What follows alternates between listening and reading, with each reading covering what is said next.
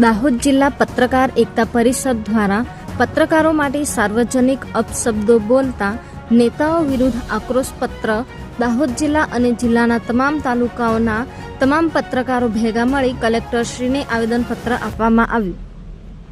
પત્રકાર પગારદાર નથી, પત્રકારની કોઈ પાર્ટી નથી, પત્રકાર કોઈ પક્ષનો સૈનિક નથી, પત્રકારની કોઈ જાતિ નથી. પ્રજાની સમસ્યાને સરકાર અને તંત્ર સમક્ષ રજૂ કરવા મથામણ કરતો જીવાત્મા એટલે પત્રકાર.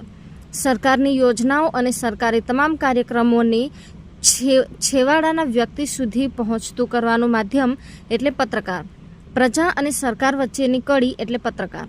ગુજરાત રાજ્યના ગૃહમંત્રી દ્વારા વારંવાર પત્રકારોને તોડબાજ સંબોધતું નિવેદન કરી રહ્યા છે, ત્યારે સાર્વજનિક ટિપ્પણી કરી તમામ પત્રકારોનું જાહેરમાં અપમાન છે. સાચા અને સ્વમાની પત્રકારની ઇજ્જત પરનો ઘા છે.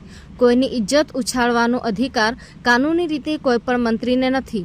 ગૃહમંત્રી હોય કે મંત્રી, પત્રકારોને સાર્વજનિક રીતે અપમાનિત કરવાનો પ્રયાસ સહનશક્તિની કસોટી બરાબર છે. તે હવે સાંખી લેવાય નહીં. ત્યારે પત્રકારો સમાજને જાગૃત કરવાનું કામ કરી સત્યને બહાર લાવે છે. મુખ્યમંત્રી શ્રી સીધા સાદા અને સરળ હસમુખા સ્વભાવના છે, એના માટે અમને ગર્વ છે. માટે તેઓ મંત્રીઓને સૂચના આપી પત્રકારોની સાર્વજનિક ટીકા ટિપ્પણી ન કરવા સૂચના આપે તો એ પત્રકારોના સ્વમાનના હિતનો નિર્ણય હશે.